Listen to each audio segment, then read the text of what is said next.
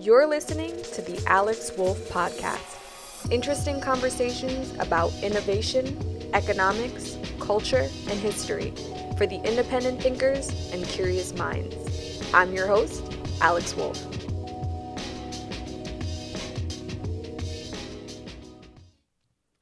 Hello, thank you for tuning in to this episode. Very, very honored to have this time with your ears, and also want to give a sincere thank you to those who have been listening and sending your messages on Twitter, on Instagram. I see you, I hear you, and we've been chatting. So feels great to just really be engaged with you all and have this space to have these types of weird conversations because we're weird in the greatest way. So, all right, today's topic is Zen Buddhism is so depressing. Why are you into it? And that is a topic because that is a question I get a lot. And first, I want to make a distinguisher between Zen and Zen Buddhism. So I guess you could say I practice Zen alone. And the reason why I like to make the distinguisher is because Zen Buddhism is a little bit more formal and a little bit more religious, in my opinion. And I don't practice like Buddhism as a religion. I just practice Zen in the sense of it is a practice of tapping into a type of awareness to get a deeper experience out of life. And I also want to respect people who dedicate their lives to the teachings of Zen because you are not really supposed to talk about it or try to describe it because it kind of undermines the whole principle of Zen, not because it's this big sacred thing, but because what we'll be talking about later, it's about tapping into a consciousness that is pre-words. So meaning like the best way to explain it is like a baby. A baby doesn't know words yet in the same way, doesn't really understand social conventions. And so Zen consciousness is kind of tapping into that baby consciousness as far as just being a receptor of reality and being, a human in its most earliest form, I guess you can say. So I want to acknowledge that because I don't want to make it seem like, oh, I know how to explain Zen perfectly, because the whole point, again, and the way to respect it is to not talk about it that way. So I want to start off by sharing this story. And the reason why is because so my first episode was about Zen, right? So I talked about it a little bit there, but even if you didn't listen to that, this should still be relevant to you. And the point is that if you feel like when you hear about Zen, it sounds like, all your efforts or all your contribution to society is worth nothing in the lens of Zen. Like, why do people love it so much? This story is kind of cute. So a few years ago, me and Tracy, one of my best friends, Tracy G, she's a media personality. You may or may not follow her, but she has like an online presence. But to me, she's just one of my good friends. So anyway, we were out at this event and we were just talking, and I took a book out of my backpack and kind of showed her what I was reading. We were just kind of like, catching up, telling her what I'm doing. She's telling me what she's doing. And of course, it was an Alan Watts book, surprise, surprise. And I'm just like going on and on about how much I love it. And I think she read like a few pages and she's like, nah. See, if I read something like this, it's going to make me not care about my credit score, right? And it was kind of like a joke. And the point of the joke is that reading something like this is too deep. It's going to isolate me too much from like my daily responsibilities and like what I have to do as a like responsible citizen. And I laughed, of course. And I was kind of like, that's exactly what it is. And I definitely empathize with where she was coming from as far as like, I don't want to read this because it's going to take me too far out.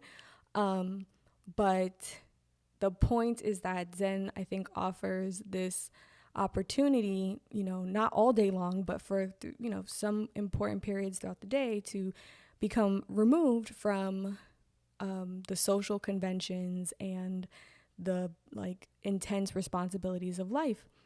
And I think that in our mainstream culture, my experience, maybe this is your experience too, We are, we're the population that says we've got to fix this, or we've got to do this, or we've got to do something. We feel very much like we should be proactive in solving problems. And the Zen man says, do nothing. And that can be very confusing. It can come off as ignorant. It can come off as negligent, and even evil, depending on how strongly you feel about not even just how strongly, but just how you feel about the nature of good and bad and how you believe it works. So I want to talk about how does this idea of quote unquote wanting nothing, right? A lot of people were asking me like, oh, Alex, like, does this mean you want nothing? Or how does this idea of embracing the ugliness and the boringness of life, what's so cool about that? Like, why are people into that? And why does that make some people feel good, So I want to offer some perspective that might make this make sense to you. And the reason why that might be valuable to you is because maybe, first of all, you're just genuinely curious. Like, you just want to know. And you're kind of like Tracy, where you're kind of like, I don't get it. Like, why would I read this if it's going to make me like kind of sad or make me feel like nothing matters? And it can also help you better understand. The other reason why it could be valuable is because it can help you better understand any realists in your life, so you don't misinterpret their realism with cynicism, because I do believe there's a difference. And I do think a lot of realists get mislabeled as cynics. The other reason why I think this might be valuable for you is that you might find that practicing Zen and understanding it through this perspective might be something that works for you. It might add depth and meaning into your life. Because I know that before I started practicing Zen, I was unaware that my life could even be that deeper. And the idea of embracing reality for all it's got was not working for where I was in life. So I was still in a very aspirational phase, and I needed a tint of optimism in all my endeavors. I couldn't deal with whatever happens, happens. I wasn't trying to hear that because I just was too aspirational, and I wouldn't have been motivated. But what changed is, I think life has its ways, right? Life humbled me because I think I clung so hard onto that optimism, onto those ideals, and it made the burns of dealing with, psychologically abusive people, being abusive to myself through my eating disorder. And when I crashed and burned, I needed another way of looking at life to have the strength to kind of, just keep going and keep like wanting to kind of enjoy life. And I think in a nutshell, what it was that I got tired of was being humiliated by my expectations. And I also got tired of not being able to see or enjoy the world in front of me. I had the rose-colored glasses. I could not enjoy life. I could not be grateful for life. I was too aspirational. So it's like I would wake up in the morning with, eyesight and arms and legs that can move and have a cup of coffee, and I couldn't really feel it because I had the cloudy haze of my aspirations over me. So Zen is not going to appeal to you when you're in that phase, and it's because the whole point of Zen is to get rid of that haze. And when I got humbled by life, I started to not find as much value from the haze, start to feel like the haze was this not just a burden, just this like obstacle. It was kind of painful. It was like this, it just felt very unnecessary and harmful. Again, my expectations went from inspiring me to kind of like being I just felt like I had to be really cautious of them. Like they were kind of these minefields, because there were these opportunities to be really, really just heartbroken and disappointed when life never well, I don't want to say never. Obviously, some aspirations were met, but when life wouldn't meet up to some of these expectations. And that's when Zen started to be a more attractive philosophy for me, because it is about embracing the good and the bad and the realness of life. So I want to quickly define Zen and Taoism again. First of all, this is very taboo. You're not supposed to define it. But the other thing that's kind of annoying about trying to learn about Zen is that people do what they do with everything that they find to be sacred, is they kind of mystify it way too much. And so if these definitions can offer clarity and tangibility so you can understand them, then I think that can be immensely valuable. And people have tried to define it. Everyone has their different definitions. But to me, I think Zen is experiencing direct reality. And again, you want to think about the consciousness of a baby who doesn't know any words yet, who doesn't truly understand any social conventions, and is just a receptor of experience. So they don't really understand the separation between everything they're looking at. The sounds they hear are not interpreted as concepts in their minds yet. They don't have concepts yet.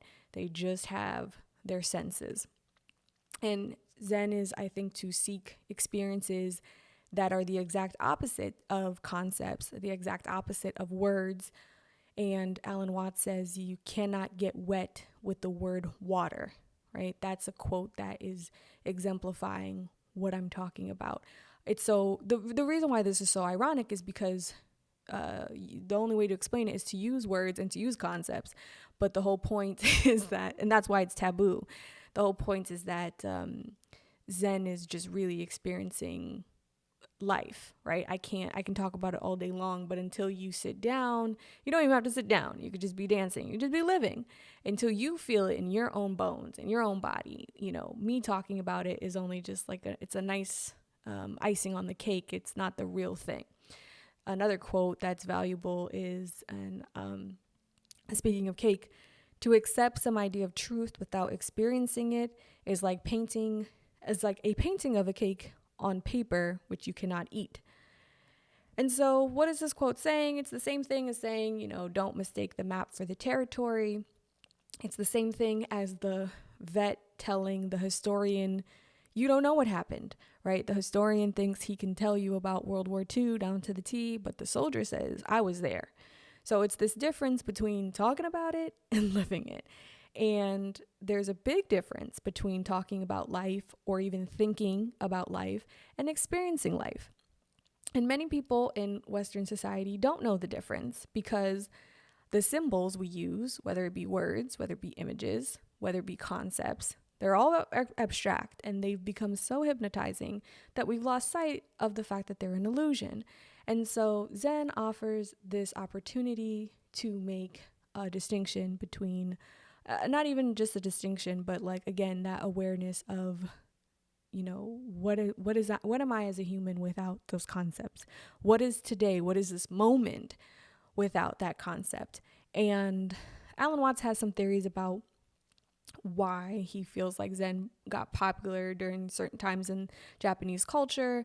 But a lot of it he feels had to deal with the fact that at a certain point, Japanese culture, and probably still, was very rigid and had these very ritualistic kind of transactional relationships, and there was just a lot of rigidity. There was a lot of formality, and Zen was this opportunity to be free of that formality just for a second, to understand that yes, beneath this very intense civilization, there is a type of consciousness that connects us all together, that is enlightening. And no, you don't have to think of your credit score, right? And so that's what it's there for. It's not, to me, I hate when people try to dress it up and make it seem like it's this huge, big thing. It can have a huge impact on your life, but, like Pamela Chodron said, she says you can get enlightenment in a blink of an eye. It's just tapping into a certain perspective. So I have some other quotes here from Lao Tzu that explain it in a great way. He says the important distinction between the symbolic knowledge of science and the intimate knowledge of everyday experience. So again, Western society, we are very much married to symbolic knowledge. And you can, a lot of people argue that we've lost our touch with the intimate knowledge, right? The intimate knowledge is the stuff I was talking about last week, like the homemaking, like love and care. Who would have known? Like, if you follow me on Twitter, I'm always making fun of the research that comes out. Like, scientists say social interaction is good for you. And I always laugh because I'm like, yeah, like we knew that when we were cave people. We've become so far removed from our nature that now we have to do tests on our nature to prove that it's real. And so that's obviously a tragedy, and it takes away from life. Another Lao Tzu quote is, before I say that, I want to talk about Taoism. Okay, so the story goes that Bodhidharma started Zen and Lao Tzu started Taoism, but this shit is all so old, guys. The history and the accuracy of it, I don't think matters as much as what you can get out of it for yourself. So I'm not here to play like history trivia, but these are important, I think, factors into it. So Zen and Taoism overlap. They're talked about in the same vein a lot. But again, for me, Zen is more about experiencing the direct reality, and Taoism is about non-interference. Okay? It's a philosophy that thinks that the only way to really find true peace is to accept things as they are, and that to not do that and to interfere to try to gain control or power, that is the source of disharmony, aka evil for some. And again, for some people who think you have to be very proactive and that they know the best thing for the world, they don't like that. They don't want to hear that they're wrong or that idea is not fruitful. So it is what it is. But I just have to say that because I know in the face of most of our society, Taoism seems like punkness. It seems like, what do you mean? It seems like you're again, negligent, ignorant. But I do think it offers some wisdom depending on how you see the world and depending on where you are in your life, right? Like I was saying.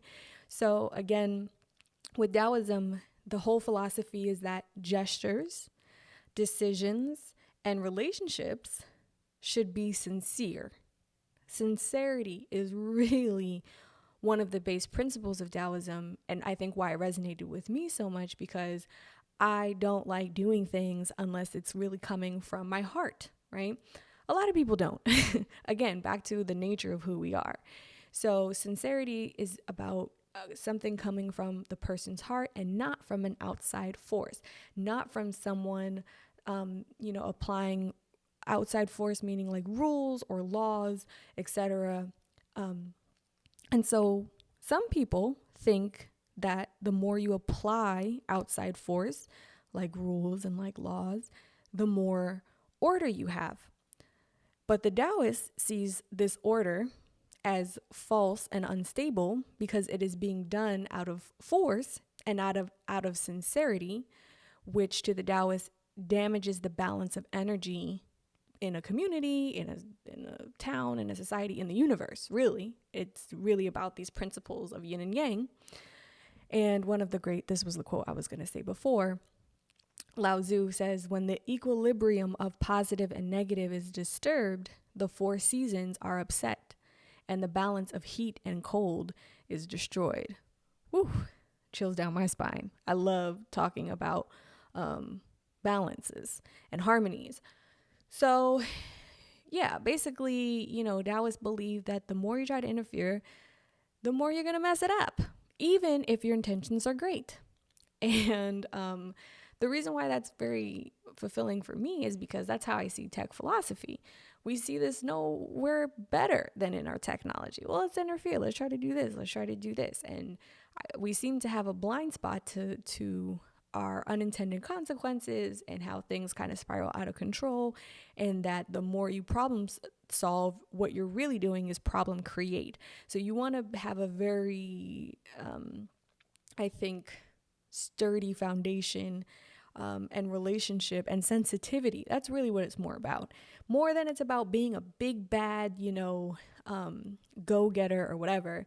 It's about being sensitive. And it's less about going out and being proactive. It's about being sensitive to what's happening and trusting that by being sensitive, sincere gestures, decisions, and relationships will emerge and harmony will create. But we're so far away from that I think a lot of people fear that, well, if we just let people be sincere, then the world would go to shit because everyone's really evil and an animal inside, which also stems from Western psychology and this belief that under man's civil nature is an animal type of like beast that wants to like fight, which it's a theory of psychology, right? It's very Freudian. It's very, again, Western psych. So some people believe it, some people don't. I feel like Taoism suggests that it does have faith that man is ultimately, quote unquote, good under his civil nature. But I understand why some people don't agree. And that's the fun, right? That's really the fun. So another quote I love that explains this is, fill your bowl to the brim and it will spill. Keep sharpening your knife and it will blunt. This is another Lao Tzu quote. I will link to the books that these are in. They're kind of hidden in there. So I went to my Kindle notes to find this for you guys because I obviously think that sometimes, if you can find something that's a quote that says something better than you should use it. So let's break this down. Fill your bowl to the brim and it will spill. Keep sharpening your knife and it will blunt. What does this mean? Overdoing it and interference, it defeats the purpose, right? That's what he's saying. It's like there's some people who think, oh, they don't know when to stop. And when you don't know when to stop, you have the same problem you started with. If you're sharpening your knife and you have a philosophy that as long as I keep sharpening this knife, it will get sharper, you're going to be upset because it will dull. And that's how I feel about our technology. And a knife is technology. There is a point, no pun intended, where the function of something has reached its peak and it's not in the full exercise of it. It's not in the fullest expression of it. It's in this medium, aka the middle way, right, is what you would say in Taoism. It's not the extreme on the other side. It's the balance. It's the thing in the middle. And so you have to, and you will find that pattern in everything. Too much of anything, what do they say? Too much of anything is bad for you. No matter what it is. Don't matter if it is something that keeps you alive. If it's too much, you're dead. Too much sun, you need sun to live. Too much sun, you're dead. You need water to live. Too much water, you're dead, right? You need all of the elements. You need air to live. If you have too much of a particular air, you're dead. We got to wear masks to block some of this air out, right? So the point I'm making is this Taoist philosophy worked for me. It's not going to work for everybody. This is not an indoctrination podcast. I'm not suggesting that this is the answer for everyone. And I love to reiterate that because the whole point and the whole attraction for me is how much it doesn't force things on people. Because I hate when people force things on people. I hate when there's this pushy attitude because I think that it makes people do things they don't want to do, aka the first 2 decades of my life. Not really my childhood, but that early 20s messiness. I am so happy I'm in my late 20s. I don't know why they don't tell people. Your early 20s and your late 20s might as well be different decades as far as I'm concerned. But yeah, just if you become prey to the media climate and to the Western mainstream philosophy, you will become prey to do things you don't want to do and to think things that are not meant for you or for you. And then you got to find out the hard way. And you also, I think the quote about keep sharpening your knife, it's this idea of it's the same thing in business and just in life, right? You got to grow. If you don't grow, you die. That's something that people say a lot, which I have my reservations about. I get it. I totally do. I know who needs to hear that. That's like the person who needs to hear that is like the person who's been sitting on their couch and like hasn't like made a move in like 3 years.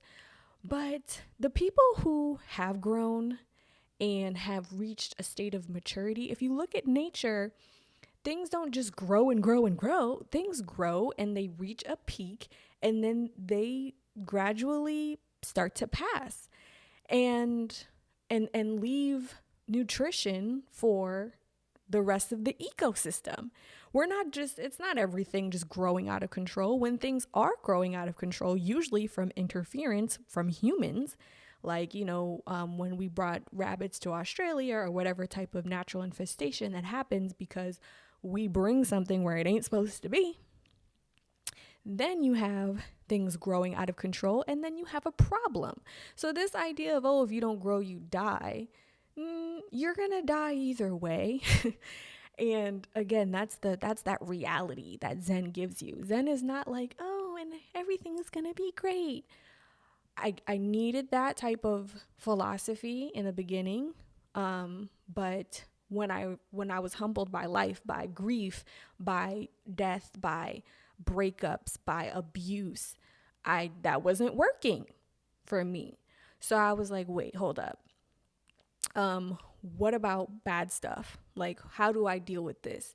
And so again, this idea of you grow, not really. One of my favorite fun facts, it's a sad one, but it's a favorite in the sense that there's a deep lesson in it, is that people don't know that what Steve Jobs felt gave him cancer. You have to understand, Steve Jobs was he was like a food, what do they call it? Like a religious food Nazi. That's what they call it. It's not really a nice term, but it's someone who like is really strict about their food and really judgmental. I probably would not have liked him because he probably would have judged me for eating like meat or whatever.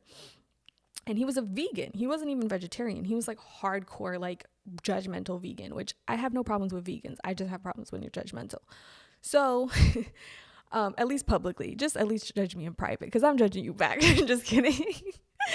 So anyway, the fun fact is that the thing, so of course he's thinking, I'm going to outlive all you MFers. Like, I'm eating this. He was very like strict, blah, blah, blah. So boom, he gets pancreatic cancer. Now what, right? You look at Bezos. Bezos, I think, has surpassed Jobs' age, and Bezos is like working out. He's like unstoppable. Like, Bezos is just getting started and he has the richest company in the world. Steve Jobs, I'm sure, wanted that as well and was planning for that. There was food. Anyway, the story is that he believes, and there's evidence of this in the biography, that when there was a point where he was CEO of Apple and Pixar.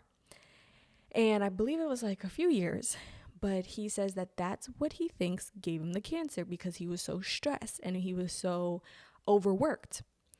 And that's very important context. We don't hear that part of the story. Everyone wants to be like Steve Jobs and he's a genius and he's that. Well, guess what? He's telling us that, hey, overworking shortened my life. And that's just an important story because, again, we talk about sharpening this knife. If you try to sharpen it too much, it's going to dull. It might dull even worse. And so that's an example of that, of someone who in hindsight, he's probably looking back and thinking, if I just sharpened it to where it needed to be instead of over sharpening it, I wouldn't be in this position. So food for thought. Another quote I have here is a Lao Tzu quote.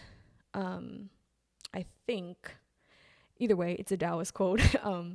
Life is a series of natural and spontaneous changes. Don't resist them. That only creates sorrow. Let reality be reality. Let things flow naturally forward in whatever way they like. I don't know. I mean, that was the kind of messaging that started to reawaken my appreciation for life, because when I thought life was supposed to be like this, it was supposed to look like this, then I couldn't really enjoy it for what was in front of me. I really had to fall in love with imperfection. I really had to be okay with giving myself permission to be happy right now, even though things aren't perfect. And again, Western mainstream culture, I think, tells us, I think many of us feel like we have this expectation that you are not allowed. You're not allowed to be happy unless you have accomplished XYZ. You are not allowed to have love. Unfortunately, so many women, we have to deal with men who think, oh, well, I can't love you until I'm a bajillionaire. And then us as women, we're like, what? So yeah, I mean, all of that is just a tragedy. Okay, the next quote I wanted to read was, it's relevant to tech philosophy, because the thing is, y'all, when we think that our interference is always justified, when we think that we always have the right answer, what happens is that, again, those actions are done not out of sincerity. Well, the person who believes that you have to be proactive, they are usually sincere. They really do want to help. But what happens is they want to help so bad that they make other people do what they want to do. And it's those people who are doing things that are not out of sincerity. And then what ends up happening, and you'll see lots of like Taoist proverbs about this, where basically the more you try to guard the jewels, the more you're going to have thieves, or the more you try to get people to get along by telling them that they have to get along, the more they're not going to get along. So it's really being sensitive to indirect consequences. So I say that because this next quote says that when a gentleman understands the statements of Taoism, there's a few that he had listed, then he achieves greatness of mind, and all things converge toward him like a flowing stream. So this part is, I think it connects to this idea. Some people feel like, oh, well, everything falls into place. And you get that in Taoism. There is this belief that things fall into place, but only when we act out of sincerity and not this false sincerity. And so the next line is, in this case, he leaves the gold in the mountains and he leaves the pearls in the sea. So why? That's just so profound for me, because to say that he leaves the gold in the mountains is to say that, okay, this human has realized that when you remove things from their environment, when you interfere with this superiority complex, like you as the one human being, where the gold belongs, that you're making the gold into this kind of enemy to your community, because now people interpret it as something that people have to fight over. And leaving pearls in the sea, it's the same sentiment. It's like the idea that the sea produces pearls. How beautiful is that? We haven't even really, in my opinion, had a moment to appreciate that, because what are we trying to do? We're trying to rip them out. We're trying to rip the pearls out. We're trying to rip these trees out of the ground. We're trying to, we want to rip this whole planet apart in the name of improvement, in the name of, I don't know whatever good cause people think they have. And I'm not against sincere, good causes. I think, again, my issue is when you are forcing others, because if it's not coming out of sincerity, then you have a problem.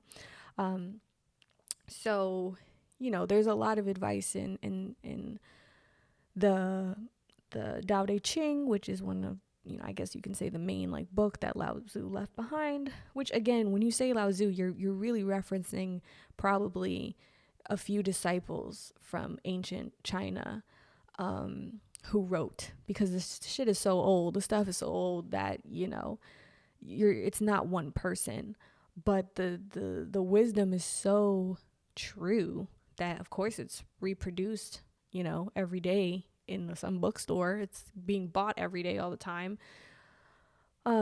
So okay, I hope that this has given you some insight on why I don't see Taoism as depressing and Zen as depressing.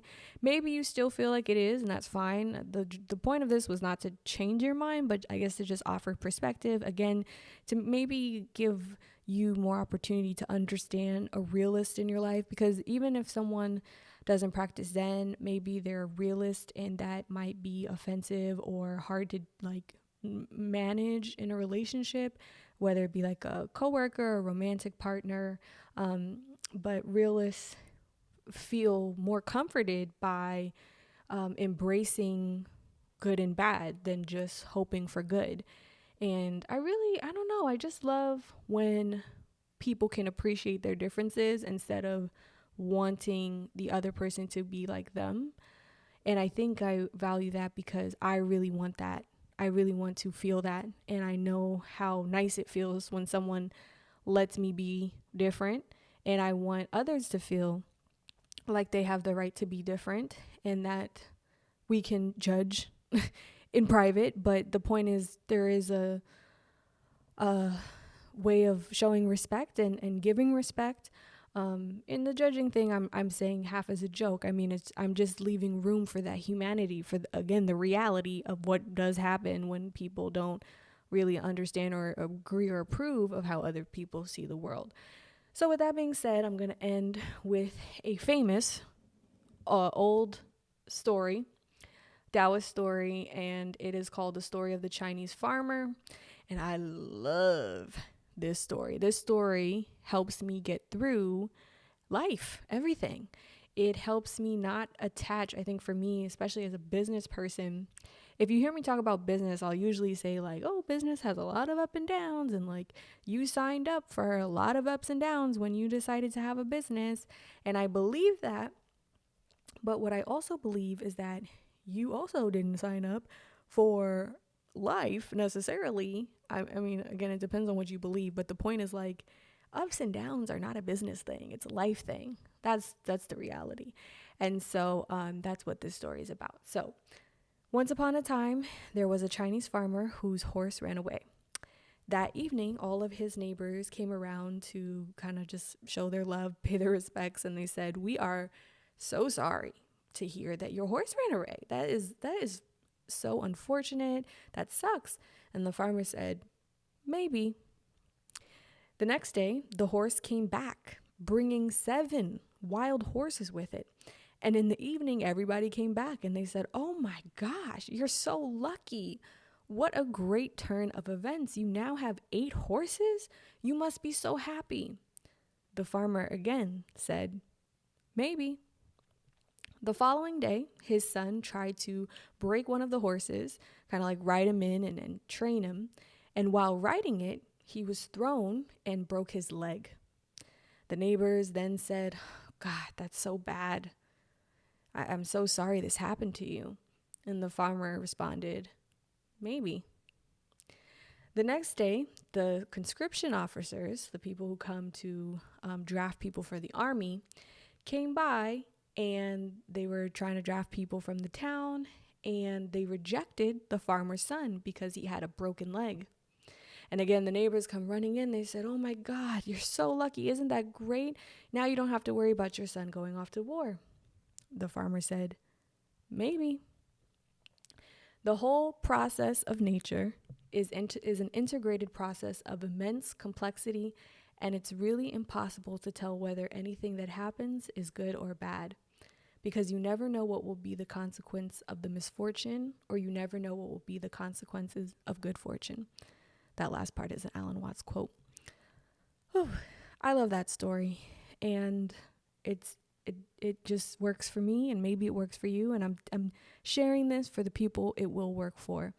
One of my favorite quotes is that you must enjoy the good times because it means a bad time is on the way, and you must enjoy the bad times because it means a good time is on the way. There's a way to enjoy everything and appreciate every part of life, even the parts we can't control, even the parts that don't make sense. there is a way, an opportunity to just be thankful, to be grateful that we have life another day. So I know I freaked some of y'all out, but this is something that really I wanted to talk about and hopefully is valuable for you all. So thank you again. Please send me your messages, say hello on Twitter, on Instagram. You can even send me an email. I've been getting those as well. And have a great rest of your week. Bye. Thank you for listening to the Alex Wolf Podcast. If you enjoyed this episode, please leave a review. And if you aren't already, make sure you're subscribed to this podcast on Apple, Spotify, or wherever you listen to your podcasts. For more resources on innovation, economics, and culture, visit alexwolf.co/newsletter and sign up for my email list. Thanks.